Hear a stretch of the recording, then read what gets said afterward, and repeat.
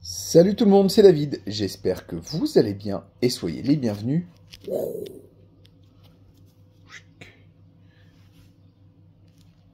à la croisée des chemins.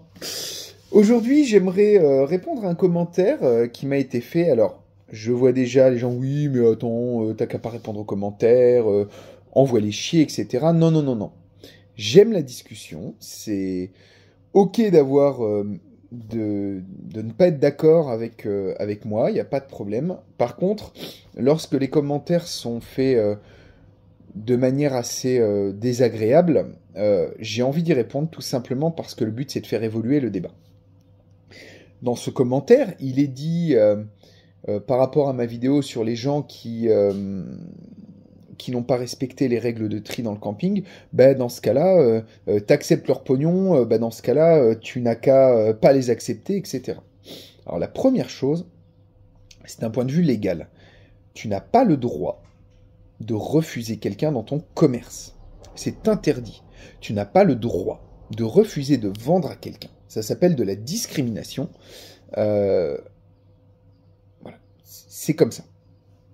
La deuxième chose, oui, je les traite, entre guillemets, de boomers. Un boomer, c'est quoi? C'est quelqu'un qui est né pendant le baby-boom, qui a connu les 30 glorieuses, et du coup un monde où il y avait plus de travail disponible, il n'y avait pas de chômage, ça n'existait pas. Et aujourd'hui, ces gens ont très bien gagné leur vie, et aujourd'hui, ces personnes qui font partie de la génération qui nous a menés droit dans le mur, ont des moyens financiers importants. Alors, j'ai rien contre, mais du coup, considèrent, c'est ceux qu'on entend tout le temps dire « Oh, les jeunes, ils savent pas travailler, ou ils veulent pas travailler, etc. » C'est souvent des gens très réactionnaires et qui n'ont aucune empathie pour notre génération, qui en chie plus qu'eux, et pour la génération d'après, qui va encore plus en chier, notamment à cause des enjeux écologiques. Et enfin, en plus de cela, on me reproche de prendre leur pognon. Ben oui, en fait, le but, c'est d'avoir une activité pérenne. Et le truc, c'est que il faut bien rentrer un petit peu d'argent. Les entreprises qui ont été trop militantes se sont bien souvent vautrées la gueule. Je vais prendre deux exemples. Il y a eu un bar féministe qui a ouvert, bar-restauration, et où il y avait deux grilles de tarifs, celle pour les femmes, celle pour les hommes. Et les tarifs des hommes étaient 20% plus élevés que celui des femmes, pour marquer la différence de salaire d'environ 20%. Ce qui d'ailleurs est complètement fallacieux, mais il y en a d'autres qui en parlent mieux que moi. Et donc du coup, pour gommer cette différence, elle faisait payer les hommes 20% de plus. Alors, on peut juger ou pas, c'est pas la question de la vidéo, mais n'empêche que elles ont poussé leur militantisme à fond. Et qu'est-ce qui s'est passé? Plutôt que de faire de la pédagogie, plutôt que de faire évoluer les mentalités, ben leur entreprise, elle a coulé. Et du coup, elles se retrouvent toutes seules dans leur coin, avec leurs convictions, super convictions profondes, sans pouvoir les partager. Il y aurait pu avoir d'autres manières de sensibiliser au sujet. Elles ont choisi la méthode extrême, et du coup, leur entreprise s'est vautrée. Deuxième exemple. Dans un village, a ouvert un restaurant, enfin devait ouvrir un restaurant vegan et sans alcool.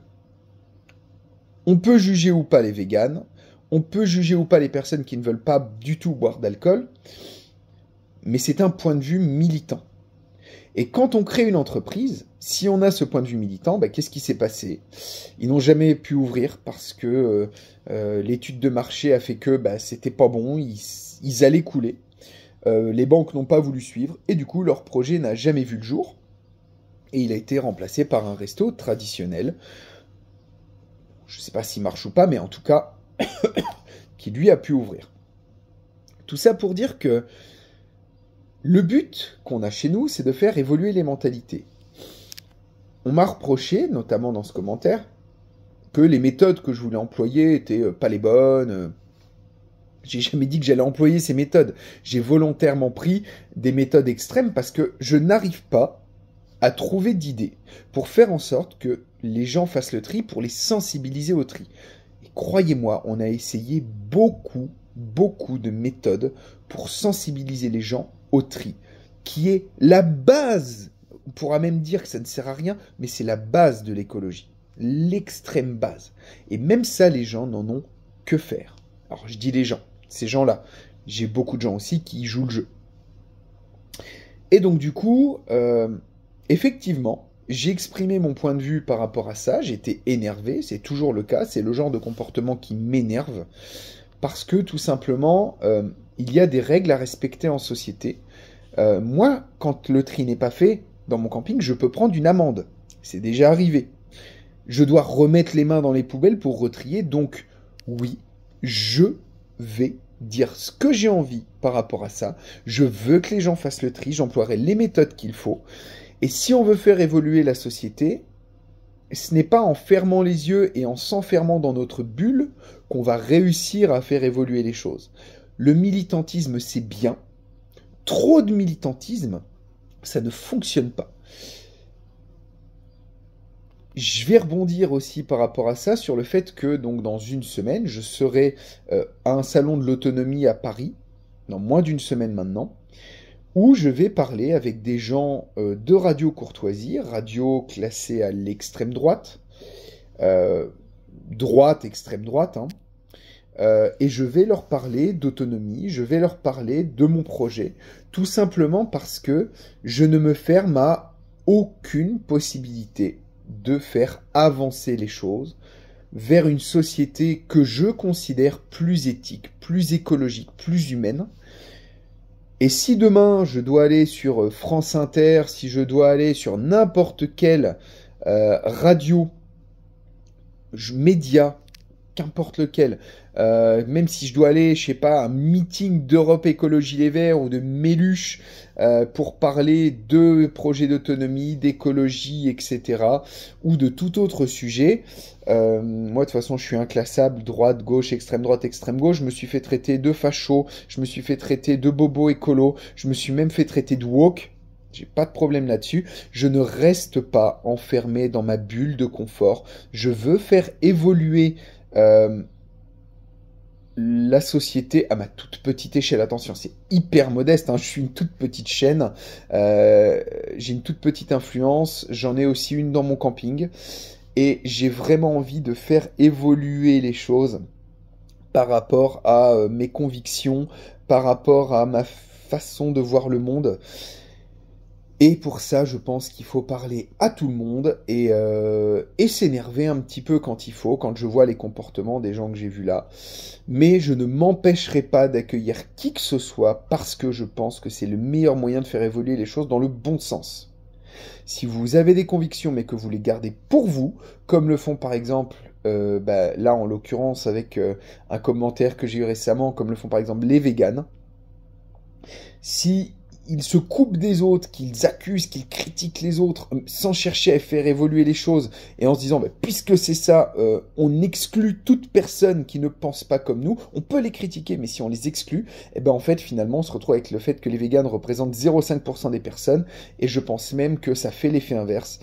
J'ai été végétarien pendant 7 ans, avec tendance un peu végane à une époque, jusqu'au jour où j'ai compris que ça ne fonctionnait pas, et le militantisme extrême de certains, voilà, j'avais pas envie d'être assimilé à ça.